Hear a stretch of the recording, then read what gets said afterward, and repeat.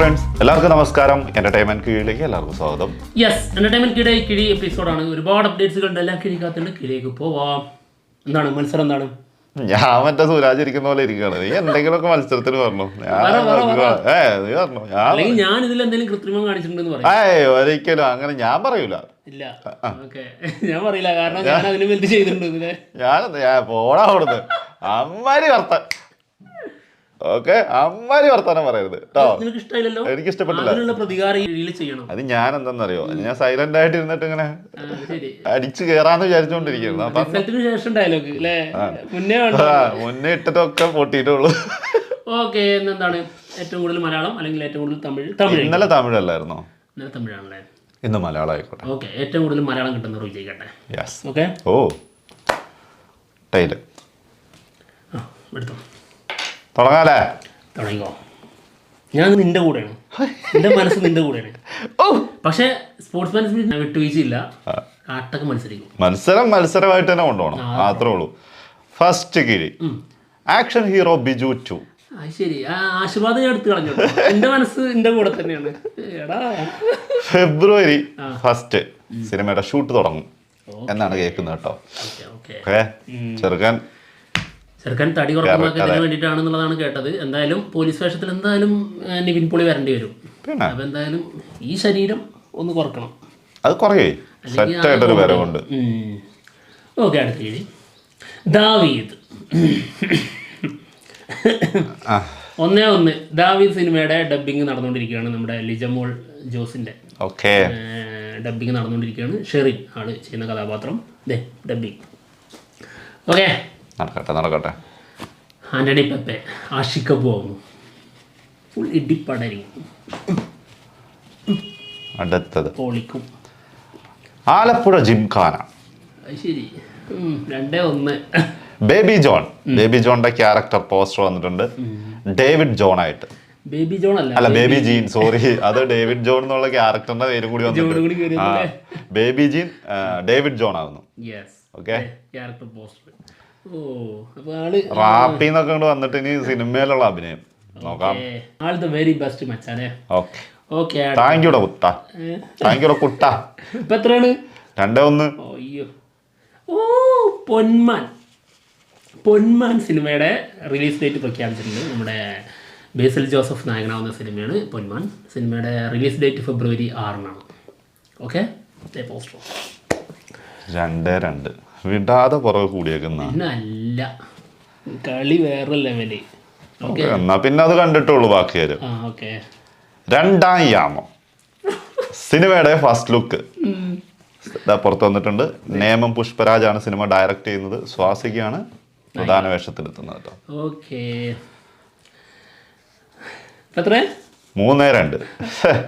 പ്രാവിൻകൂട് ഷാപ്പ് 3-3. പ്രാവിൻകൂട് ഷാപ്പിന്റെ സോങ് വരുന്നുണ്ട്. ഇന്ന് ഓഡിയോ ലോഞ്ചാണ്. ഓഡിയോ ലോഞ്ച് 6:30 6 മണിക്ക് ഇതിന്റെ ഫസ്റ്റ് സിംഗിൾ വരും. ചെത്ത് സോങ് ചെത്തിക്കണം കേട്ടോ. ചെത്ത് പരിപാടി ആയിരിക്കണം. എന്തായാലും പിന്നെ മറ്റൊന്നുകൂടി ഉണ്ട്, സിനിമയുടെ ബുക്കിംഗ് തുടങ്ങിയിട്ടുണ്ട്. 16-ാം തീയതി ഒരു ഗംഭീര സ്ഥാനം വരും. അടുത്തത് DQ 40. ശരി, സിനിമയുടെ 4-3 സിനിമയുടെ ഷൂട്ട് ഫെബ്രുവരി 3 തുടങ്ങും കേട്ടോ. ഓക്കെ, അങ്ങനെയാണ് പറയുന്നത്. എന്തായാലും നഹാസ് ഹിദായത്ത് സംവിധാനം ചെയ്യുന്ന സിനിമയാണ്. ദുൽഖർ, പിന്നെ ആന്റണി പെപ്പെ, SJ സൂര്യ, പ്രിയങ്ക മോഹൻ ഇവരൊക്കെയാണ് പ്രധാന വേഷത്തിലെത്തുന്നത്. എന്താണ് മലയാളത്തിലേക്ക് ഒരു ഗംഭീര തിരിച്ചുവരവ്. അതെ, ഞെട്ടിക്കും അല്ലേ? അതെ. അടുത്ത് തുടരും. കട്ട മത്സരം തന്നെ കേട്ടോ. 4-4 ഒരു പിടി വിടുന്ന എടാ വിടടാ, ഓട്ടടാ എടാ, ഇത് ഇങ്ങനെയൊന്നും അല്ലടാ. തുടരും സിനിമയുടെ ഫൈനൽ മിക്സിങ് കഴിഞ്ഞിട്ടുണ്ട്. എന്തായാലും സിനിമ 30-ാം തീയതി റിലീസിനെത്തും. ടീസർ ചിലപ്പോൾ ഉണ്ടാവില്ല എന്നൊക്കെ പറയുന്നത്. അങ്ങനെ ഇപ്പൊ കേൾക്കുന്നുണ്ട് കേട്ടോ. എന്താണാവോ? ചേട്ടാ, അങ്ങനെ ചെയ്യല്ലേ, സെൻസറൊക്കെ കഴിഞ്ഞല്ലേ. 38 സെക്കൻഡെങ്കിൽ അത് നമ്മള് 38 സെക്കൻഡ് ഉള്ളൂ എന്ന് വിഷമിച്ചിരിക്കുകയായിരുന്നു. ഇപ്പൊ ഒന്നുമില്ലാന്ന് പറഞ്ഞപ്പോഴേ 38എങ്കിൽ 38. അടുത്തത് വീരധീര സൂരൻ. സിനിമയുടെ റിലീസ് ഡേറ്റ് ജനുവരിയിൽ നിന്ന് ചെറുതായിട്ട് മാറ്റിയിട്ടുണ്ട്. മാർച്ച് എൻഡിലേക്ക് റിലീസ് പ്ലാൻ ചെയ്യുന്നു. Okay okay okay okay okay 4-4 കൊണ്ട് നിർത്തി പണ്ടരം. ഇപ്പൊ 4-5 ഏത് ഔ ഔ ജയിലർ 2. ആ ഞാൻ തമിഴ് എടുത്ത് അപ്പം പോയിട്ടാവും തമിഴ് എടുക്കും. ഇതിപ്പോ ഞാൻ അത് ആ വരിക്കന്ന് പോട്ടെ.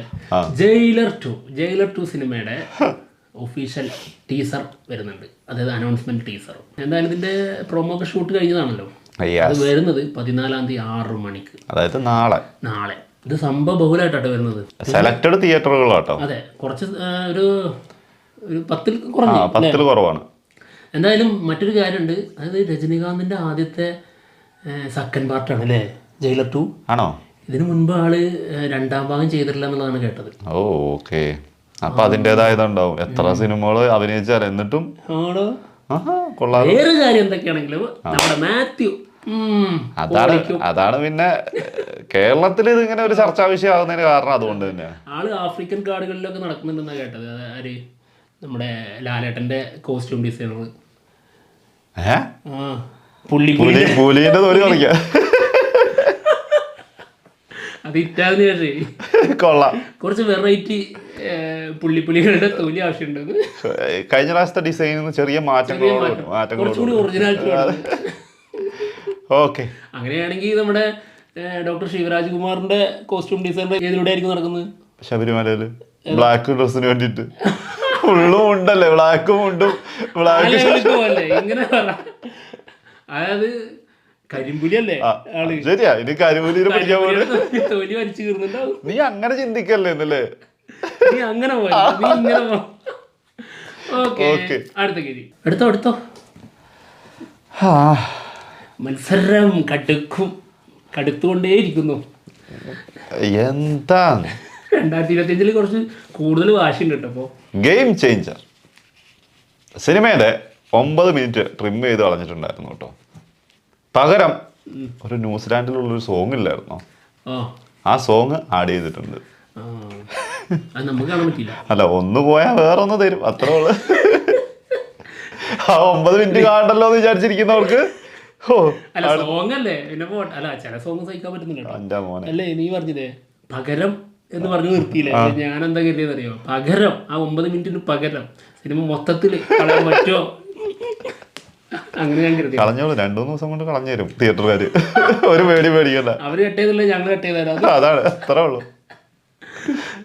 ഓക്കെ, അടുത്ത കിഴി.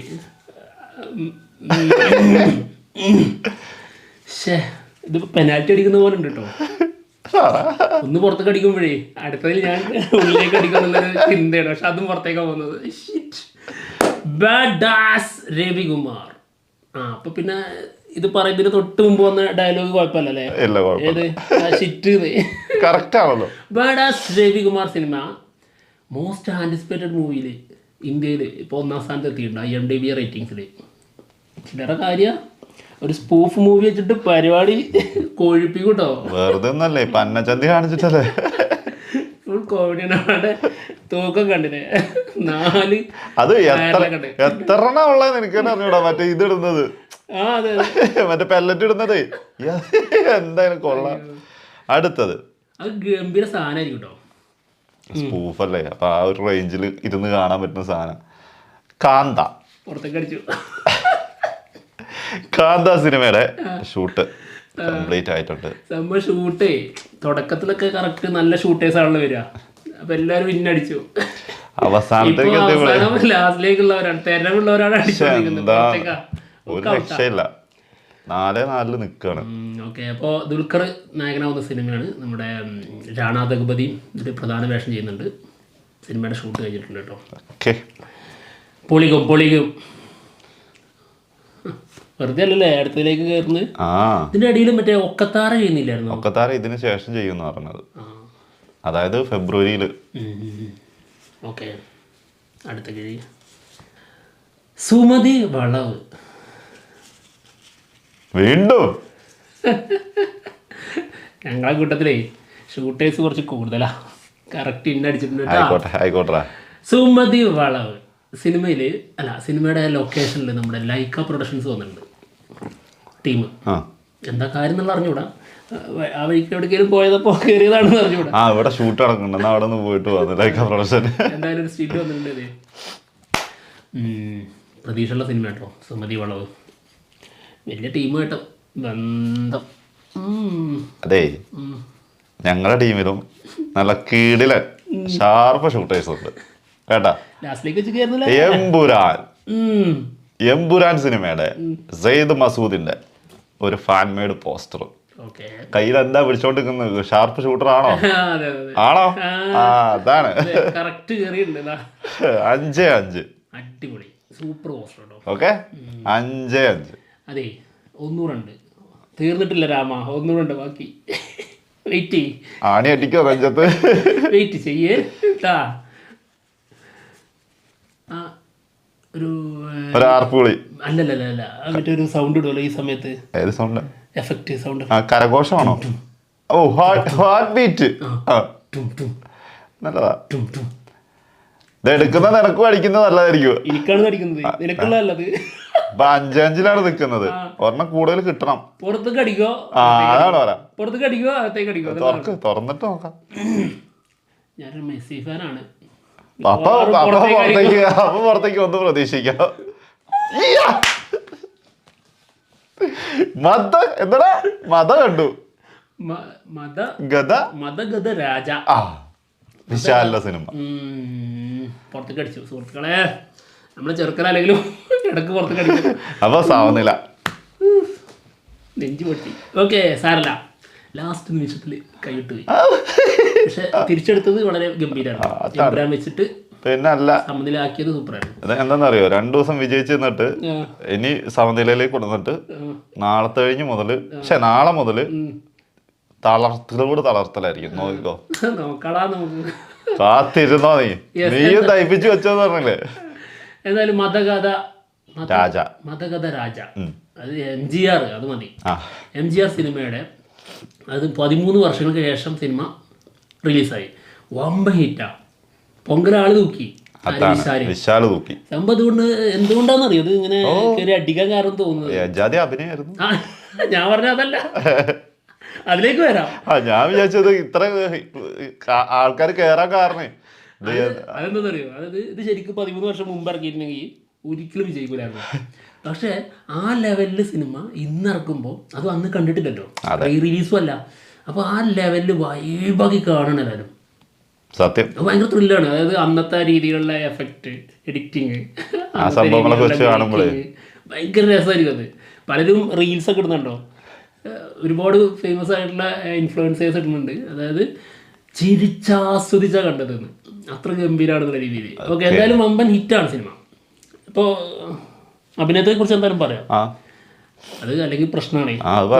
അതായത് നമ്മുടെ വിശാൽ വന്നപ്പോൾ ആളുടെ കൈയൊക്കെ ഇങ്ങനെ വിറച്ച് അങ്ങനെ ഉള്ളൊരു അവസ്ഥ ഉണ്ടായിരുന്നു. അതായത് ആൾക്ക് വൈറൽ ഫീവർ ആയിരുന്നു എന്നുള്ള രീതിയിൽ. വൈറൽ ഫീവർ ആണ് ഈ കണ്ണിനെന്താടാ? അത് സമ്പത്തിലുള്ളൂ. ഞങ്ങൾക്ക് തോന്നിയത് പറഞ്ഞുതരാം. അത് പക്ക അഭിനയമാണ് വിശാലിൻ്റെ. അത് കാരണം പറഞ്ഞുതരാം. അതായത് ആള് സാധാരണ പുറത്തിറങ്ങുമ്പോൾ ഒരു ഫംഗ്ഷന് വരുമ്പോൾ ആളുടെ കോസ്റ്റ്യൂം ശ്രദ്ധിച്ചിട്ടുണ്ടോ? ഇത് ഒരാൾക്ക് വയ്യാതായി കഴിഞ്ഞ് കഴിഞ്ഞാൽ ടോട്ടലി നമ്മൾ ഒരു സിനിമക്കൊക്കെ വേണ്ടിയിട്ട് ക്യാരക്ടറിനെ ഡിസൈൻ ചെയ്യും. കോസ്റ്റ്യൂം ആയാലും വട്ടക്കണ്ണട, അതായത് വലിയ സോഡാ കുപ്പി ഗ്ലാസ് സാധനം, എന്നിട്ട് കണ്ണ് അതിലൂടെ വലുതായി ഫീൽ ചെയ്യണം. നമുക്ക് മറ്റുള്ളവർക്ക് കാണുന്നവർക്ക് കണ്ണ് വലുതായി ഫീൽ ചെയ്യണം. അപ്പോൾ ഒരു ചെറിയ കൂടുതൽ ഒരു വയ്യായിക ഫീൽ ചെയ്യും. അതിന് വേണ്ടിയിട്ടാണ് ഇതൊക്കെ. അപ്പോൾ ആ ലെവലിലുള്ളൊരു ക്ലാസ്. പിന്നെ ഹെയർ സ്റ്റൈൽ ഉണ്ടോ, കുറ്റിയാക്കി ഇട്ടിരിക്കുക. പിന്നെ വൈറ്റ് ഷർട്ട്, എന്നിട്ട് ഫുൾ ഇട്ടിരിക്കുക. നമ്മുടെ അപ്പിയറൻസ് മാറ്റുന്ന പരിപാടി. വയ്യാതായി കഴിഞ്ഞാൽ അപ്പിയറൻസ് മാറ്റേണ്ട കാര്യമല്ലോ. ആളെങ്ങനെയാണോ, ആള് തന്നെ ഒരു ഇന്റർവ്യൂല് പറഞ്ഞിട്ടുണ്ട്, എന്ത് ഫംഗ്ഷന്, കല്യാണ ഫംഗ്ഷന് പോവുകയാണെങ്കിൽ പോലും ആള് ഇടുന്ന ഒരു ടീഷർട്ടും ജീൻസും ഇട്ടിട്ട് ആള് പോവാറുള്ളൂ. എന്ത് പരിപാടിക്കും അങ്ങനെയുള്ള ഒരാള് ഇങ്ങനെ വയ്യാണ്ടായി എന്ന് വരുമ്പോഴത്തേക്കും ആളുടെ മുണ്ട്, പിന്നെ വലിയൊരു ഷർട്ട്, എന്നിട്ട് അവിടെ നിന്നിട്ട് ഇങ്ങനെ ഇങ്ങനെ കിതപ്പണ. ഇത് കാണുന്നവരെന്താ വിശ്വസിക്കുന്നവരുണ്ട്. അത് ഇമോഷണലി ഭയങ്കരമായിട്ട് ഈ സിനിമയ്ക്ക് അത് കണക്ട് ആവും ചെയ്തിട്ടുണ്ട്. കാരണം അവിടെ പോയിട്ട് തപ്പി തപ്പി സംസാരിക്കുന്നു. എന്നിട്ട് ചില ആൾക്കാർ ഇങ്ങനെ കണ്ണിങ്ങനെ എടുത്ത് കണ്ണടി ഇങ്ങനെ ഊരി ഇങ്ങനെ വെച്ചിട്ടൊക്കെ അതിന് മാത്രം വയ്യാത്ത ഒന്നില്ല ഒരു സ്റ്റാർ അല്ലേ, അത്രയും വയ്യാന്നുണ്ടെങ്കിൽ ആ ഫംഗ്ഷന് വരില്ല എന്നങ്ങ് വിളിച്ചു പറയുള്ളൂ. ഇവിടെ എത്രയോ സ്റ്റാർസ് സുഖമില്ലെങ്കിൽ അത് നാളത്തേക്ക് മാറ്റി വെക്കാം സിമ്പിളായിട്ട്. ഇതപ്പോ അവിടെ ഇത് ഇത്ര വർഷത്തിന് ശേഷം വരുന്ന സിനിമയാണ്, അപ്പൊ അതിന് കൊടുക്കേണ്ട പ്രൊമോഷന്റെ രീതിയിൽ കൊടുക്കുക. അതിന്റെ ഭാഗമായിട്ട് തന്നെ ചെയ്തിട്ടുള്ള സംഭവമായിട്ടാണ്. ചിലപ്പോ പനി ഉണ്ടായേക്കാട്ടോ, ഇല്ലെന്ന് നമ്മൾ പറയുന്നില്ല. ഇപ്പൊ ലേറ്റസ്റ്റ് ആയിട്ട് ആള് രംഗത്ത് ഇപ്പൊ അങ്ങനെ വന്ന് 5-6 ദിവസത്തിന് ശേഷം വന്ന കോസ്റ്റ്യൂം ഉണ്ടോ, പക്ക ടീഷർട്ട് തന്നെ. ഇപ്പോൾ ആള് ഇപ്പോൾ പറഞ്ഞില്ലേ, അതായത് ഇന്റർവ്യൂവിൽ വിശാൽ പറഞ്ഞൊരു സംഭവം, അതായത് ചില ഒക്കേഷൻ ഉണ്ട്, ഇപ്പോൾ വളരെ ജാലിയാക്കേണ്ട സ്ഥലം മാത്രമല്ലാതെ നമ്മൾ വിഷമിക്കുന്ന ചില സംഭവങ്ങളുണ്ടാവും. അങ്ങോട്ടും ആള് ടീഷർട്ടൊക്കെ ഇട്ട് പോയിട്ട് ചില സ്ഥലങ്ങളിലേക്കൊന്നും വീട്ടുകാർ കൊണ്ടുപോകാറില്ല. അപ്പോൾ ആള് തന്നെ പറയാറുണ്ടല്ലോ, എന്ത് ഞാനിങ്ങനെ വരുള്ളൂ, എന്റെ കോസ്റ്റ്യൂം ഇങ്ങനെയാണ്, ഞാൻ ഇങ്ങനെ വരുള്ളൂ, എവിടേക്കായാലും ഇതിന് എന്താ പ്രശ്നം എന്ന് ചോദിക്കാറുണ്ട്. അങ്ങനെയുള്ള ഒരാള് ഇവിടെ വന്നിരുന്ന നമ്മളാ ഇന്റർവ്യൂ കണ്ടിട്ടുള്ള, അതുകൊണ്ട് തന്നെ ഇത് കണ്ടപ്പോ തന്നെ നമുക്ക് സംഭവം മനസ്സിലായി ഇതെന്തിനു വേണ്ടിയിട്ടുള്ള പണിയാണെന്നുള്ളത് നമുക്ക് അപ്പൊ തന്നെ മനസ്സിലായിരുന്നു. അല്ല ഇങ്ങനത്തെ കോസ്റ്റ്യൂമിൽ വരുമോ ഒരിക്കലും? ഇനി വയ്യെങ്കിൽ ടീഷർട്ട് ഇട്ട് വന്നാൽ, സാധാ ടീഷർട്ട് ജീൻസും ഇട്ട് വന്നിട്ട് ആളവിടെ നിന്നിട്ട് വയ്യ എന്ന് പറഞ്ഞാൽ, ഇത് ഇന്നലെ ഞാൻ 2 ദിവസം മുന്നേ വന്നു, കണ്ണാടി കാണാനില്ലായിരുന്നല്ലോ, പനിച്ച കണ്ണാടി വെക്കണമെന്നുണ്ടോ? അല്ല എനിക്ക് അറിയാഞ്ഞിട്ട് കണ്ണാടി ഒന്നും ഇല്ലല്ലോ, ആള് കൂളായിട്ട് നടന്നു വരുന്നുണ്ട്. പിന്നെ ഇവിടെ ഒരു പാടുണ്ടായിരുന്നു, അതിന് ലവ് ബൈറ്റ്സ് ആണെന്ന് അറിഞ്ഞൂടാ, പക്ഷെ അതെന്തായാലും കാണാനില്ല. അത്ര പെട്ടെന്നൊന്നും അങ്ങനെ മാഞ്ഞു പോലല്ലോ. ഇനി മായുന്നുണ്ടെങ്കിൽ, അതായത് ഇപ്പോ അത് എന്തെങ്കിലും തേച്ചതാണെങ്കിൽ, ഇപ്പോ ഫൗണ്ടേഷൻ ഇടാലോ, അന്നൂടായിരുന്നല്ലോ, പറ്റില്ല. ഇതൊക്കെ നമുക്ക് മനസ്സിലായടത്തോളം ആ സിനിമയ്ക്ക് വേണ്ടിയുള്ള പ്രമോഷൻ നല്ലത് തന്നെയാണ്. സിനിമ അടിപൊളിയാവട്ടെ, പക്ഷെ ഈ ഹെയർ സ്റ്റൈലില്ലേ വൃത്തിയാക്കി വെട്ടി കഴിഞ്ഞാൽ അത് ഏതെങ്കിലും ക്യാരക്ടറിന് വേണ്ടിയിട്ടാണെങ്കിലും തൊപ്പി വെക്കും. അതെ, ആള് തൊപ്പി വെക്കും. പിന്നെ എന്തുകൊണ്ട് ഇതിൽ വെച്ചില്ല? ഇത് കുറെ പേരെ അങ്ങനെ മണ്ടന്മാരാക്കി. അതായത് ഇത് ചെയ്യുന്ന ഭയങ്കര തെണ്ടിത്തരാണ്. അത് സത്യം. അതെ, അത് പല ആൾക്കാരും ന്യൂസിലൊക്കെ അപ്പൊ തന്നെ സ്പ്രെഡ് ആയിട്ടുണ്ട്. വിശാലിന് എന്ത് സംഭവിച്ചു എന്ന് പറഞ്ഞിട്ടൊക്കെ സാധനം. എന്ത് സംഭവിക്കാനാ, വെറുതെ ഒന്ന് അഭിനയിച്ചു പുറത്ത്, അത്രേ ഉള്ളു, അല്ലാണ്ട് കൂടുതലൊന്നും സംഭവിച്ചിട്ടില്ല. എന്താണെങ്കിലും പടം അതെ, പനിയൊക്കെ ഉണ്ടായേക്കാം. പനി ഇപ്പൊ എനിക്ക് പനി ഒന്നും എതിരി ഞാനിപ്പോ ഈ കോസ്റ്റ്യൂം അല്ലെങ്കിൽ ഞാൻ ഇടുന്ന ഷർട്ടും ഇതും അല്ലാണ്ട് ഞാൻ വേറൊന്നും മാറ്റിയിട്ടിട്ട് വരൂല. ഇനി ഞാൻ പിടിക്കും. ഇനി ഞാൻ പോയിട്ട് മുടിയൊക്കെ മറ്റേ ട്രിം ചെയ്ത് മറ്റൊരു ഗ്ലാസ് ഉണ്ട് വീട്ടില്, അതിനകത്തൊരു ലെൻസും കൂടി കയറ്റി വെച്ചേക്കണം. പനിക്കുന്ന സമയത്ത് അതെടുത്ത് വെച്ചിട്ട് ഇങ്ങനെ ഇരിക്കണം. എന്നിട്ട് ഞങ്ങളൊരു സ്പെഷ്യൽ വീഡിയോ ചെയ്യാതിരുന്നത് കേട്ടോ, ഞങ്ങള് ചിരിക്കായിരുന്നു സത്യമായിട്ടും. അവരെ പാടായി അത്രേ ഉള്ളൂ, പക്ഷേ പറഞ്ഞതുകൊണ്ട് അങ്ങനെ പറഞ്ഞു പോയതാ. എന്താണെങ്കിലും ഞങ്ങൾ പോവാണ്. മറ്റുള്ള വിശേഷങ്ങളുമായിട്ട് ഉടനെ തന്നെ വരാം. അല്ലെങ്കിൽ തന്നെ ചങ്ങ എത്ര ദിവസമായി നമുക്ക് ജലദോഷം പിടിച്ചിട്ട്? എത്ര ദിവസമായി? ഇതുവരെ മാറിയിട്ടില്ല. ഇപ്പോഴും കുറഞ്ഞിട്ടില്ല. ചില സമയത്ത് ശ്വാസം പോലും കിട്ടുന്നില്ല, വലിക്കാൻ പറ്റുന്നില്ല മൂക്കിന്റെ ഇതും കൊണ്ട്. അങ്ങനെയാണെങ്കിൽ നമ്മളിവിടെ കിടന്ന് എന്തൊക്കെ കാണിക്കണം? അഭിനയിച്ച് മരിക്കണ്ട ഇവിടെ കിടന്നിട്ട്. അതിന് നമുക്ക് അഭിനയിക്കാൻ അറിയില്ലല്ലോ അല്ലേ? അതാണ് വ്യത്യാസം. അതാണ് വ്യത്യാസം. അപ്പൊ എന്തായാലും പോട്ടെ. പബ്ലിസിറ്റിക്ക് വേണ്ടി എന്തും ചെയ്യും. അങ്ങനത്തെ സൈക്കിൾ എടുത്ത് അതെ, പല സ്ഥലങ്ങളിലും ലൊക്കേഷനിലൊക്കെ സൈക്കിളും കൊണ്ടാ പോകുന്നതാണ്. ഇപ്പൊ സൈക്കിളും കാണാനില്ല. അതുകൊണ്ട് എന്തൊക്കെയാണ് ചെയ്യും, ഓരോ സമയങ്ങളിലും ഓരോ പരിപാടി ചെയ്യാം. അതിന്റെ ഇടയ്ക്ക് ഫുഡ് കഴിക്കാൻ പോയിട്ട് കൂടെ ഇരിക്കുന്നവരങ്ങ് കുടുങ്ങിപ്പോവാ ഫുഡ് കഴിക്കാൻ വേണ്ടിട്ട്. യോഗി ബാബു